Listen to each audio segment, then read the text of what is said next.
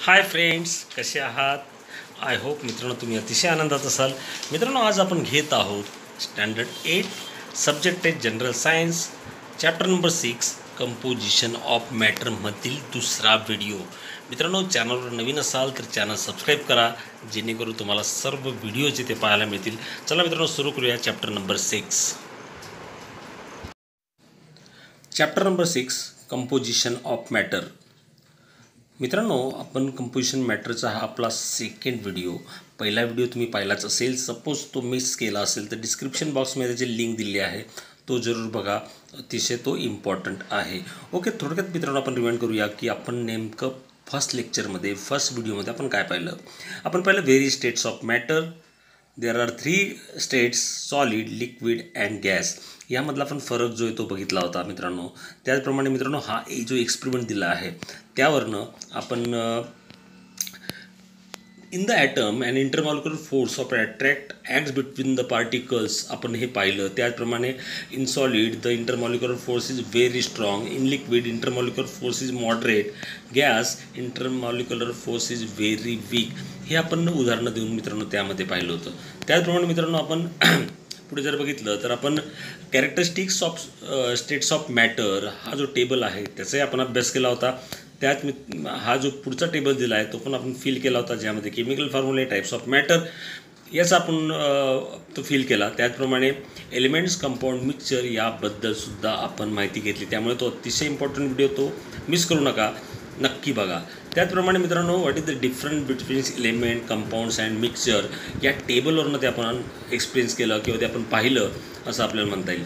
मित्रांनो, आता आपलं सेकंड लेक्चर जे आहे ते आपण सुरू करूया. डू यू नो यापासून आपण हे सुरुवात करूया. ओके मित्रांनो, स्टार्ट करूया सेकंड लेक्चर. वॉटर. आपल्याला माहिती आहे वॉटर जे आहे ते कंपाऊंड आहे, नाही का. त्याचा जो फॉर्म्युला जर तुम्हाला माहीत असेल तो आहे H2O. या पद्धतीने आपण लिहितो मित्रांनो. H2O मीन्स हायड्रोजनचे 2 ॲटम आहेत आणि ऑक्सिजनचा त्यामध्ये 1 ॲटम आहे, हे आपल्याला माहिती आहे. Okay. Pure water is a compound form by chemical combination of hydrogen and oxygen. Hydrogen आणि ऑक्सिजन त्यामधले आहेत आणि त्याच्यामध्ये केमिकल कॉम्बिनेशन होतं आणि वॉटर जे ते तयार होतं. प्रयोगशाळेमध्येसुद्धा वॉटर जे आहे ते तयार केलं जातं. इव्हन नॅचरली जे आहे, इन नेचर आपण वॉटर तयार झालेलं आपण पाहतो. Okay.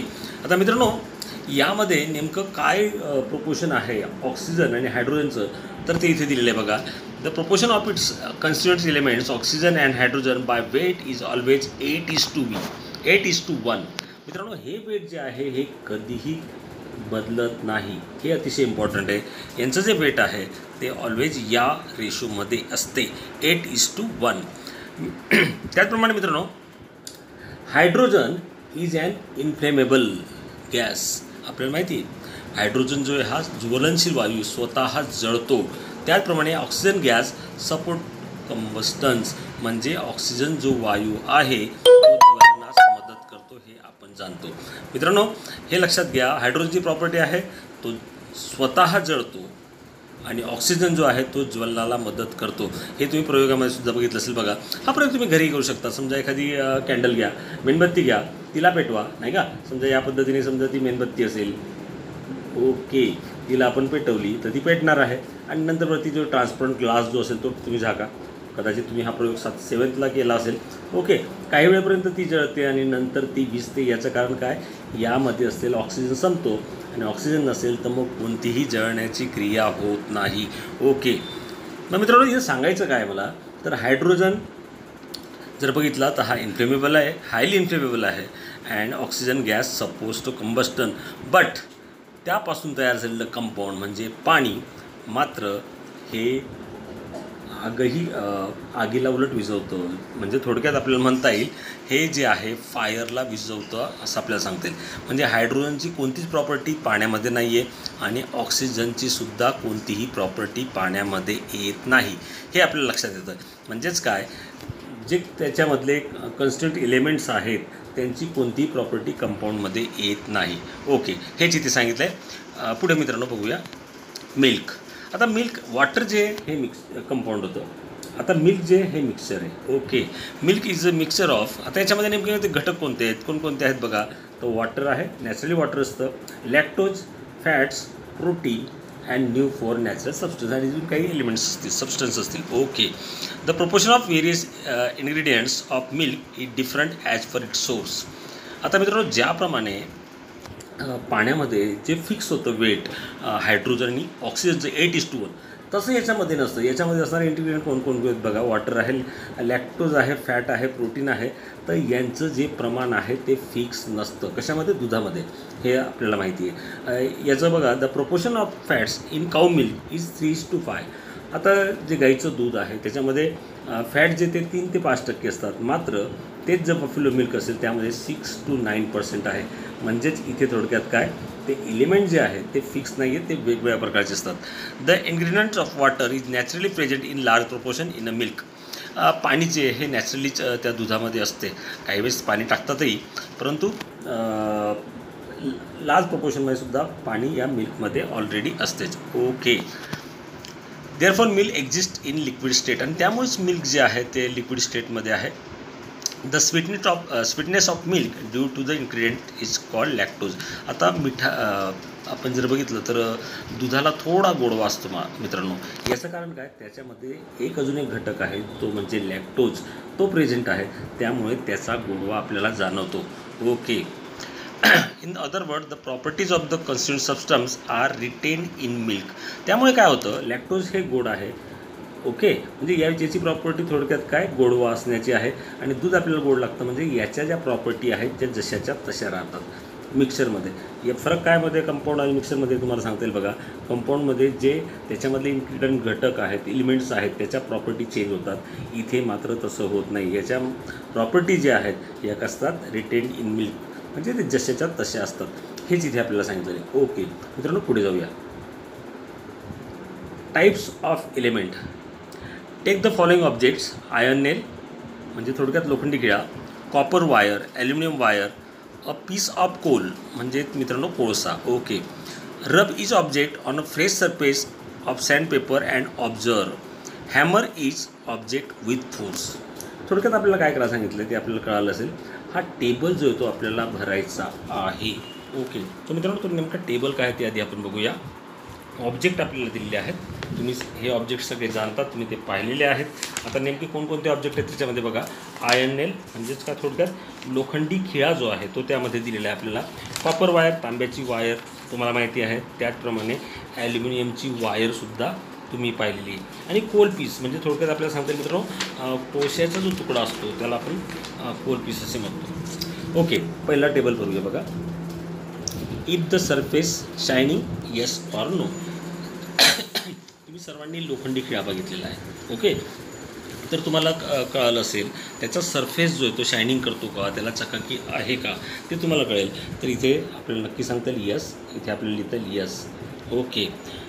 Does the shape flatten or break into small pieces on the hammering. समजा त्याच्यावर हॅमरिंग केलं आपण. ओके. त्याच्यावरून आपण समजा काय फोर्स लावला तर त्याचा शेप काय होणार, त्याचे बारीक तुकडे होणार आहेत की त्याचा शेप जो आहे तो पातळ होणार आहे, पत्र्यासारखा होणार आहे. तर आपल्याला सांगता येईल the shape flattens on a hammering म्हणजे पहिलं ऑब्जेक्ट आपल्याला सांगता येईल. हे झालं आयर्न नेलचं. सेकंड आहे कॉपर वायर. मित्रांनो हे लक्षात घ्या. Iron nail is also metal, copper is also metal, aluminium is also metal. त्यामुळे जवळजवळ याच्या प्रॉपर्टी त्या सेमच, जे आपण भरले ते सेमच येणार आहे. Is the surface of shining yes, याचंसुद्धा उत्तर येस असणार आहे. Does the shape is flatten yes, तो सुद्धा the shape of flattens on hammering. Hammering केल्यानंतर तो शेप जो का होणार प्लॅटन होणार आहे. सेम ॲल्युमिनियम वायरचं सुद्धा आहे. म्हणजे हे तिन्ही जे आहेत आपल्याला सारखे भरता येतील. ओके मित्रांनो, लास्ट वन काय बघूया. Coal piece. Is the surface shining obviously it is not. याचं उत्तर इथे येणार आहे. कोल पीसचं येणारं उत्तर याचं नो. ओके. आणि समजा याच्यावरती आपण हॅमरिंग केली तर काय होणार आहे. It breaks into small pieces नाही का. याचं काय होईल, जर आपण हॅमरिंग केलं तर याचे स्मॉल पीसेस म्हणजे लहान लहान तुकडे होतील असं आपल्याला लक्षात येईल. ओके मित्रांनो, आय होप तुम्हाला हा टेबलही कळाला असेल. बघूया पुढे वळूया. पुढे पण अजून एक टेबल दिला आहे मित्रांनो, तो बघूया आधी. The object in the above activity are made of the elements म्हणजे iron, copper, aluminium and carbon respectively. आपल्याला माहिती आहे आयर्न नेल जो आहे तो आयर्नपासून तयार झाला आहे. कॉपर वायर कॉपरपासून, ॲल्युमिनियम वायर ॲल्युमिनियमपासून आणि कोल पीस हा आहे कार्बनपासून तयार झालेला object. Okay. Elements having a shiny surface. आता इथे बघा, आता यामध्ये शायनी सरफेस कोणाचा आपल्याला म्हणता येईल, कॉपरचा असणार आहे. Okay. Elements that flatten on hammering तर आपल्याला हे तिन्ही प्लॅटर्न झाले होते, म्हणजे आयर्नसुद्धा, कॉपरसुद्धा आणि ॲल्युमिनियमसुद्धा, म्हणजे हे तिन्ही इथे लिहिणार. Element with the dull surface, obviously लोखंड जर बघितलं त्याचा थोडासा सरफेस जो निस्तेज असतो, डल असतो. ओके, त्यामुळे इथे येणार iron. Elements that break on hammering, फक्त शेवटचा म्हणजे कोल पीस जे ते ब्रेक होतात, त्यामुळे इथे लिहिणार कार्बन. ओके मित्रांनो, हाही टेबल तुम्हाला कळाला असेल. बघूया. You notice that the elements has different physical property like lustre, म्हणजे मित्रांनो थोडक्यात काय तर त्याला चकाकी असते का, चकाकी तो चकाकतो का हे आपल्याला कळेल. त्याचप्रमाणे मेलेबिलिटी ऑर ब्रिटलनेस आपल्याला म्हणता येईल, म्हणजे थोडक्यात त्याच्यामध्ये वर्धनीयता आहे का, म्हणजे त्याचा पत्रा तयार होतो का, हे आपल्याला विचारलेलं आहे नाही का. हे आपण ऑब्झर्व केलेलं आहे. According to that elements are classified in early times. Element were classify into metal and non metal. यात त्याच्या प्रॉपर्टी पाहून त्यांचं विभाजन जे ते दोन गटात, प्रामुख्याने दोन गटात केले. ॲक्च्युली 3 गट आहेत ते. तो आहे metal and non metal. Okay, metal and non मेटलमध्ये त्यांना क्लासिफाय केलं गेलं, कारण काय, या त्यांच्या प्रॉपर्टीवरून. परंतु काही जे एलिमेंट असे होते त्यामध्ये मेटलच्याही प्रॉपर्टी होत्या आणि नॉन मेटलच्याही प्रॉपर्टी होत्या, म्हणून त्याचा तिसरा विभाग केला गेला मेटोलाइड. ओके, ॲक्च्युली मग आपल्याला सांगता येईल element classified into 3 parts. First one is metal, second one is non-metal and third one is metalloid. आणि ॲक्च्युली याचे दोनच होते, मेटल आणि नॉन मेटल, परंतु काही खूपच कमी असे एलिमेंट्स निघाले त्यामध्ये या दोन्ही मेटलच्या प्रॉपर्टी होत्या आणि नॉन मेटलच्या प्रॉपर्टी होत्या. त्यामुळे थर्ड टाईप किंवा न्यू टाईप जो आहे तो म्हणजे मेटोलाइड. आता हे तुम्हालाही कळालं असेल. ओके मित्रांनो, पुढे जाऊया. थोडक्यात काय तर एलिमेंटचे 3 प्रकार झाले आहेत, मेटल, नॉन मेटल अँड मेटोलाइड. आता बघूया टाईप्स ऑफ कंपाऊंड. ओके, हा सुद्धा एक प्रयोग दिला आहे मित्रांनो. बघूया. एव्हरग्रीन डिश दिले आहे नाही का, ही तिथे डिश दिलेली आपल्याला दाखवतो तुम्हाला. हे आपण नावसुद्धा दिलेलंच आहे, काही गरजच नाही. ट्रायपॉड स्टँड म्हणजे हा स्टँड आहे बघा, 3 त्याला याकडे असतात, त्याचा तो स्टँड असतो. Burner etcetera. आणि केमिकल्स काय दिलेत ते बघा. केमिकल्समध्ये कॅम्फर म्हणजे मित्रांनो कापूर आपल्या घरात असतो बघा, कापूर आहे, किंवा वॉशिंग सोडा ज्याला आपण म्हणतो धुण्याचा सोडा नाही का, त्यामध्ये तो असतो. त्याचप्रमाणे आहे blue vitriol, sugar and glucose आणि युरिया, एवढे हे केमिकल्स आहेत. आता नेमकं काय बघूया पुढे. Keep the evaporating dish on the tripod stand. Take some camphor in the evaporating dish. Heat the camphor in the dish strongly with the help of a burner. Find out remains behind the evaporating dish. आणि ते आपल्याला थोडक्यात काय सांगितलं मित्रांनो, हे जे chemical एक या एव्हरग्रीन डिशमध्ये टाकायचे, त्याला एकदम उष्णता द्यायची आणि त्याच्यामध्ये होणारे जे बदल आहेत ते आपल्याला बघायचे. त्यावरूनच आपल्याला हा रेकॉर्ड तयार करायचा आहे, तो आपण बघूया. ओके मित्रांनो, आपण प्रयोग तर घेऊ शकत नाही, मात्र आपण ऑब्झर्वेशन आपण नक्की घेऊ शकतो. बघूया काय असेल ते. Okay, first one is powder in the dish, powder in the evergreen dish. First camphor समजा आपण घेतला आहे. ओके, याला उष्णता दिल्यावर काय होणार मित्रांनो. आता कापूर जो आहे तुमच्या घरातही असतो बघा नाही का, तो उघडा जरी ठेवला तरी तो काय होतो, समाप्त होतो किंवा संपतो. तर याला उष्णता दिल्यानंतर नेमकं काय होतं तर तुम्हाला लक्षात येईल. तर इथे काहीही शिल्लक राहत नाही नाही का. मग आपल्याला इथे म्हणता येईल नो रेसिड्यू, असं आपल्याला म्हणता येईल. इथे काही शिल्लक राहणार नाही, त्यामुळे लिहिता येईल इथे नो रेसिड्यू. ओके, कोणत्याही प्रकारचा रेसिड्यू शिल्लक राहत नाही. कलर ऑफ रेसिड्यू आता शिल्लकच राहत नाही, त्यामुळे आपल्याला कलर तो दिसणारच नाही आहे, त्यामुळे इथे ना डॅश. सेकंड वन इज आपल्याला दिला आहे लाईमस्टोन. ओके, लाईमस्टोन इथे आपल्याला दिला आहे. लाईमस्टोन म्हणजे मित्रांनो चुना, तुम्ही बघितलेला आहे, पांढऱ्या रंगाचा, व्हाईट रंगाचा असतो तो नाही का. आता इथे जर बघितलं तर त्या चुन्याला जर तुम्ही गरम केलं, लाईमस्टोनला जर गरम केलं तर इथे काहीतरी पदार्थ शिल्लक राहतो, तो म्हणजे रेसिड्यू. ओके, हा रेसिड्यू इथे शिल्लक राहतो. इथे जो न होता तो सेकंडला लाईमस्टोनसाठी तो रेसिड्यू शिल्लक राहतो. ओके, कलर ऑफ रेसिड्यू काय असतो तो व्हाईट असतो, तो असणार आहे व्हाईट. कधी चुनाला गरम केलं तर बघा काही काळानंतर तिथे अवक्षेप शिल्लक राहतो, ज्याला आपण रेसिड्यू असे म्हणतो, आणि त्याचा कलरसुद्धा कसा असतो तो व्हाईट असतो. आता तिसरं चौथं आपल्याला मित्रांनो दिलेलं आहे, परंतु आपण ते न घेता आपण जे तुमच्या ओळखीचं आहे आपण ते घेऊया. म्हणजे इथे बघा या केमिकल्समध्ये तुम्ही शुगर, तुम्हाला प्रत्येकाला माहिती आहे आपल्या घरात ती शुगर असते, त्यामुळे आपण शुगर टाकूया. समजा इथे आपण घेतलं powder in the orbiting sugar घेतली, ओके, साखर घेतली, तर नेमकं काय होणार आहे मित्रांनो, तर याचासुद्धा रेसिड्यू तुम्ही हे घरी करू शकतात. साखर घ्यायची, थोडीशी छोटी वाटी घ्यायची, त्याच्यात तापवायची, तर तुम्हाला असं दिसून येईल इथे तापवल्यानंतर ती थोडीशी ओली होते नाही का, आणि नंतर काही वेळानंतर तिथे फक्त रेसिड्यू शिल्लक राहतो. ओके, आता त्याचा कलर कोणता असतो, तो कलर असतो ब्लॅक. जरी शुगर व्हाईट असली तरी त्याचा कलर असतो ब्लॅक, कारण त्यामध्ये कार्बन असतो. हे आपल्याला पुढे शिकायचंच आहे. मग मित्रांनो, हा टेबल तुम्हाला या पद्धतीने भरता येईल. शुगर घेतल्यानंतर इथे रेसिड्यू शिल्लक राहणार आहे आणि त्याचा कलर असणार आहे ब्लॅक. ओके, हा टेबल मित्रांनो तुम्हाला कळाला असेल. बघूया पुढे.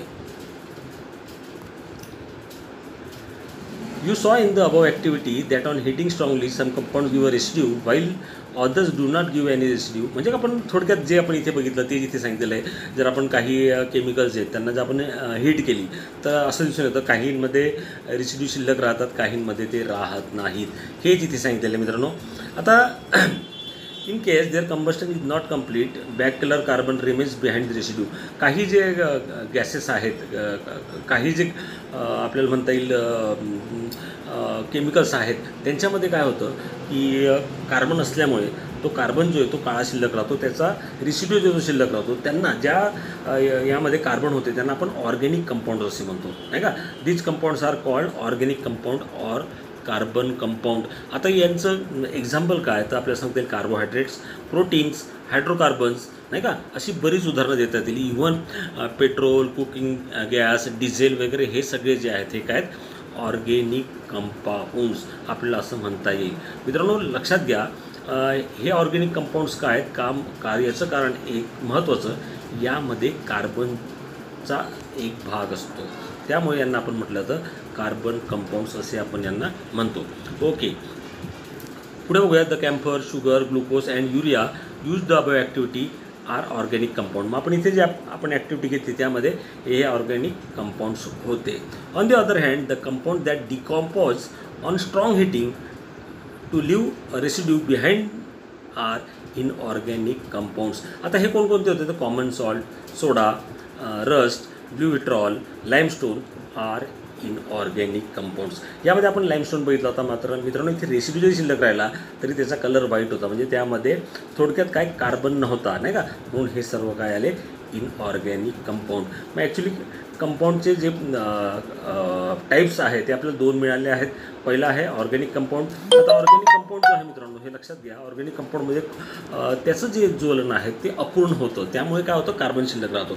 फॉर एक्झाम्पल तुम्ही बघा मोटरसायकल चालवताना बाहेर धूर येतो नाही का, कारण की त्यामध्ये जे पेट्रोल आहे, डिझेल आहे, त्याचं अपूर्ण ज्वलन झालेलं असतं, ते पूर्णपणे जळलेलं नसतं, त्यामुळे तो कार्बन जो आहे तो शिल्लक राहतो. म्हणजे थोडक्यात काय, there combustion is not complete, ते कंप्लीट झालेलं नसतं, त्यामुळे काय होतं ब्लॅक कलर कार्बन रिमेन्स, तो धुराच्या स्वरूपात निघालेला असतो बघा मित्रांनो आहे का, ते ऑर्गॅनिक कंपाऊंड. हे इनऑर्गॅनिक कंपाऊंड. तरी तिसरा एक टाईप आहे तो म्हणजे complex compound.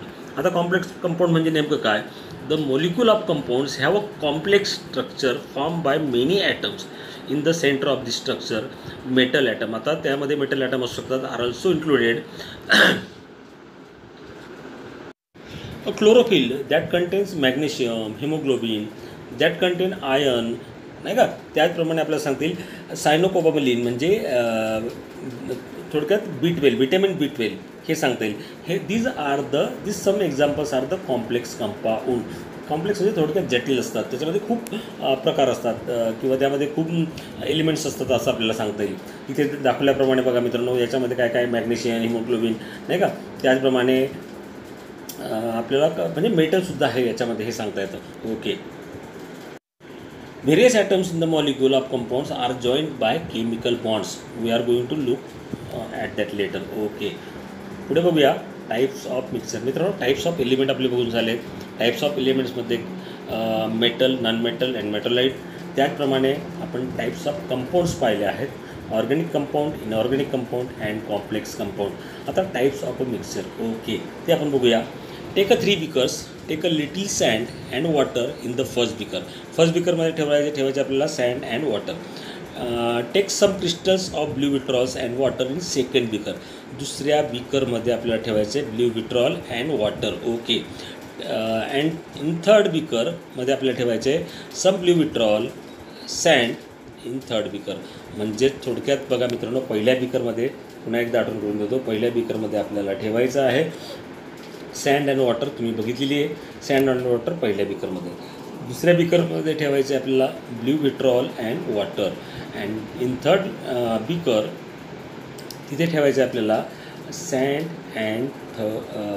And blue vitriol. Okay, हे आपल्याला ठेवायचं आहे. आणि त्यामध्ये मग आपल्याला बघायचं आहे की नंतर आपल्याला काय ऑब्झर्वेशन दिसतं. ओके, त्याआधी मित्रांनो आपल्याला हे माहीत असणं गरजेचं असतं. The part of matter having uniform composition is called a phase. हे लक्षात घ्या. म्हणजे एकसारखं संघटन असेल त्या द्रव्याच्या भागाला आपण काय म्हणतो, फेज असे म्हणतो. एकसारखं असायला हवं. ओके, तर पहिलं आपण घेतलं होतं बघा मित्रांनो, सुरुवातीला आपण घेतलं होतं सँड अँड वॉटर. तर what change seen on stirring. समजा आपण याला ढवळलं तर आपल्याला काय दिसेल, sand at the bottom, water above the sand.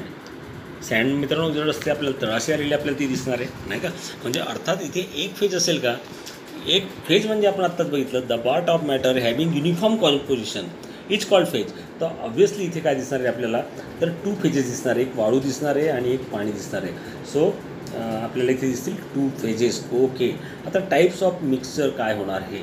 Okay, तर याला आपण आता टाईप्स ऑफ मिक्सचर म्हणजे सुद्धा काय तेही आपण आधी बघून घेऊया, नंतर आपल्याला हा टेबल वरता येईल. Wien all the components of the mixture from one phase it is called homogeneous mixture. म्हणजे एकाच फेजमध्ये दिसत असेल थोडक्यात, त्यालाच आपण जेव्हा मिश्रणाचे जे सर्व घटक मिळून एकच आपल्याला फेज दिसेल तर तो होमोजिनियस. एक फेज दिसेल homogeneous. Wien the components of the mixture distributed in 2 or more phases it is called heterogeneous mixture.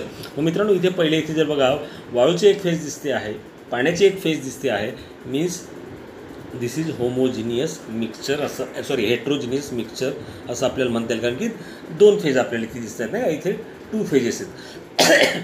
1 phases असेल तर ते होमोजिनियस असणार आहे. सेकंड, ब्ल्यू विट्रॉल आणि वॉटर.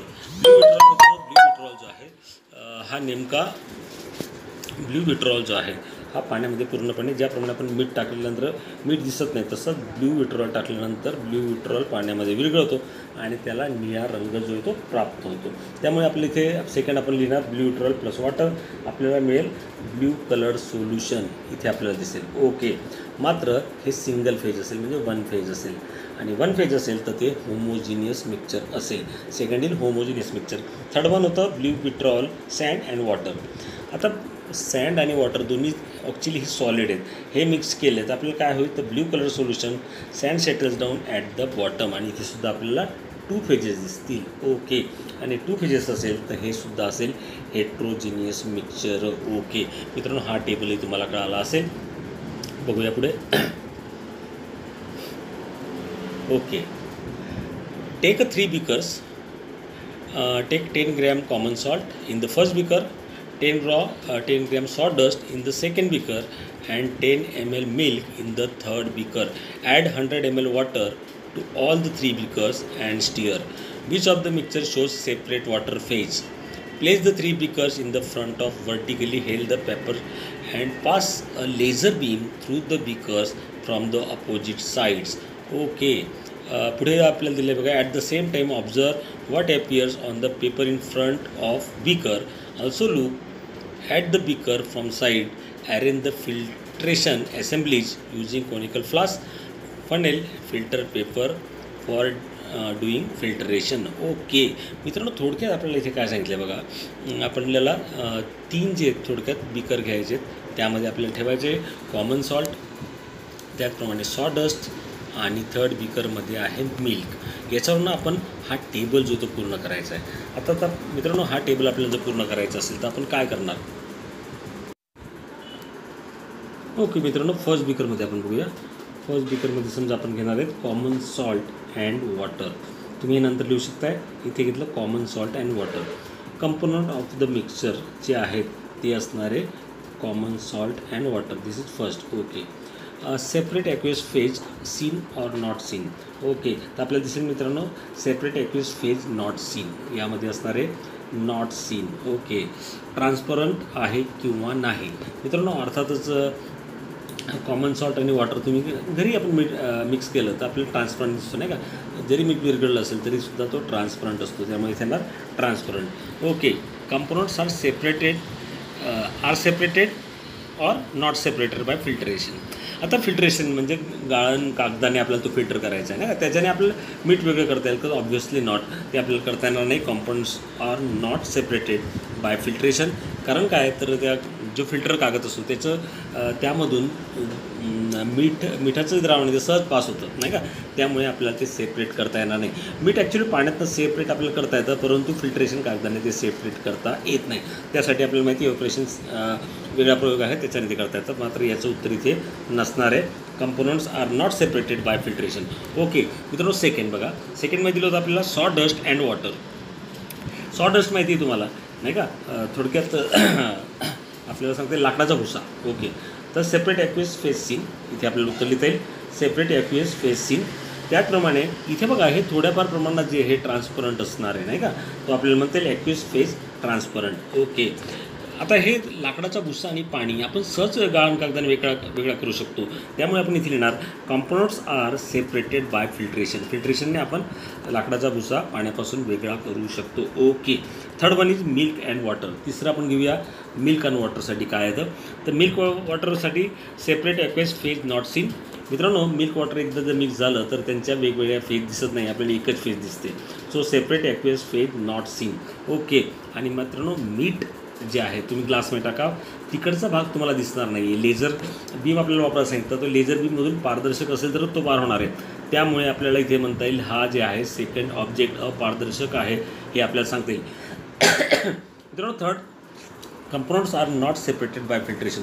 दुधापासून आपण पाणी वेगळं करू शकत नाही मित्रांनो, त्यामुळे आपल्याला म्हणता येईल components are not separated by filtration. मित्रांनो, हा व्हिडिओ खूप लांबेल, त्यामुळे आपण इथे थांबूया.